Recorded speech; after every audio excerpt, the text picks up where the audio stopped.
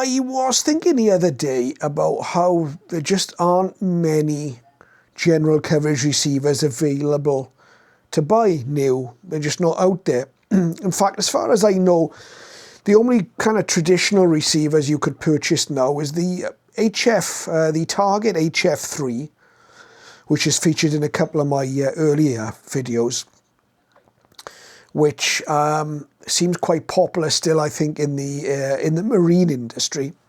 It's a very basic receiver. It's been out and around for many years, but I think it's still available new.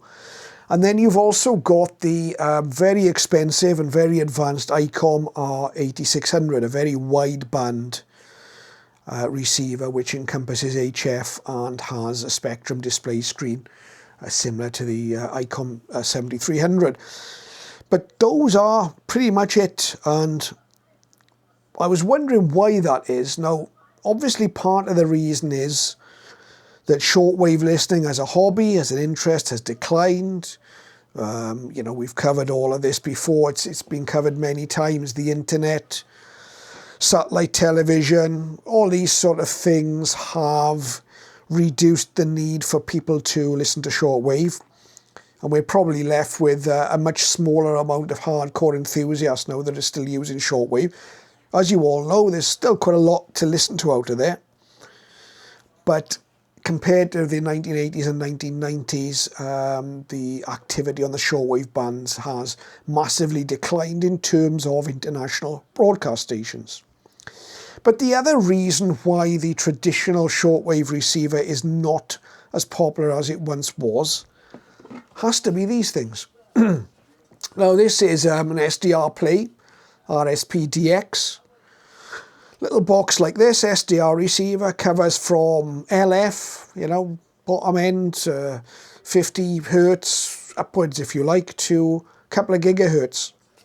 3 antenna inputs, very compact, and with the right software you connect that up to your PC and you've got a radio that will display 10 megahertz of spectrum at a time and cover a very, very wide spectrum. In the background on my screen here, you can see my Kiwi SDR. That's running. It's running 24/7. I can log into it from anywhere in the world as long as I have an internet connection.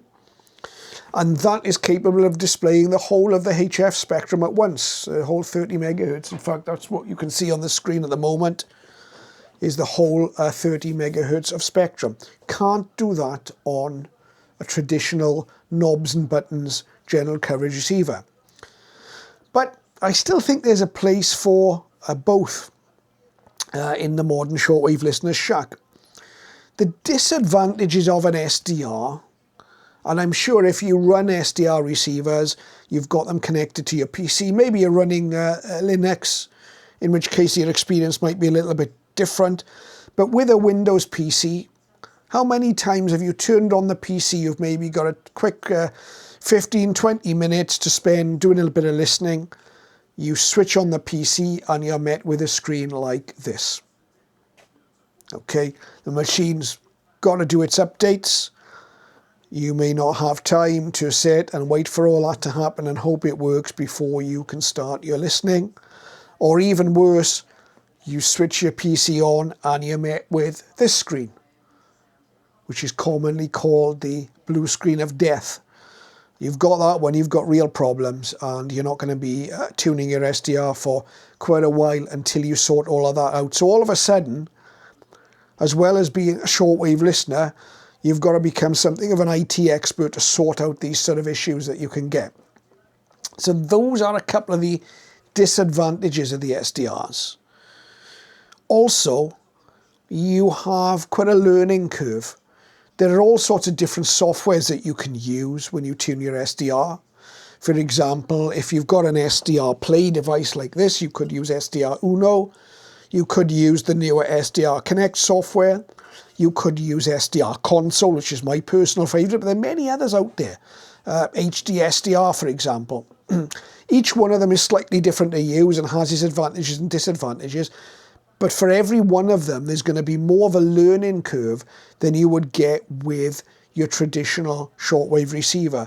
I'm pretty certain that if I gave somebody a standard shortwave receiver, you know, the tuning knob on the display.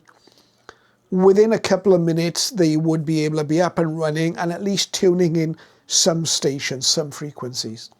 You give someone one of these, and the first thing they're going to need is to find the software to pair with it so it'll work. Then you can connect this up to your computer. You can have driver issues. The machine doesn't see the SDR. All these kind of things can inhibit you getting started quickly with an SDR. But once you've got them up and running, I fully admit the versatility is second to none. The coverage, the way you can change filters, and as I said earlier, the way you can choose the software that you prefer, and you can have totally different displays depending on what you're using. Very, very different from a standard analog radio. But I think there's space for both. And there are many times where I don't want to be sitting staring at a screen to do my shortwave listening. I work with computer screens for most of the day. And if I've been at work, I come home in the evening, the last thing I want to do is stare at another screen. So that's why, you know, radio like this Kenwood R5000 or even the old DX300 here. I've got the NRD, JRC NRD there, and you can't quite see it, but I've got the Drake R8 behind me. I can just sit and tune those without having to look at the screen. Each has its advantages and disadvantages. I'll certainly be keeping my classic standard shortwave receivers as well as using my SDRs. My personal favourite of SDRs is I have an ELAD FDM-S2. That's a brilliant little SDR. But I love that. I've got two Kiwis. There's one here sitting under the bench here and one at the second location. And they're marvellous pieces of kit as well. But I love my Drake R8A, Kenwood R5000 and all the rest of it. What do you think? Have you gone totally SDR? Or do you hate SDRs and you're going to stick to your traditional receivers, transceivers, whatever? Let me know. I'll be interested. Thanks for watching and see you in the next video.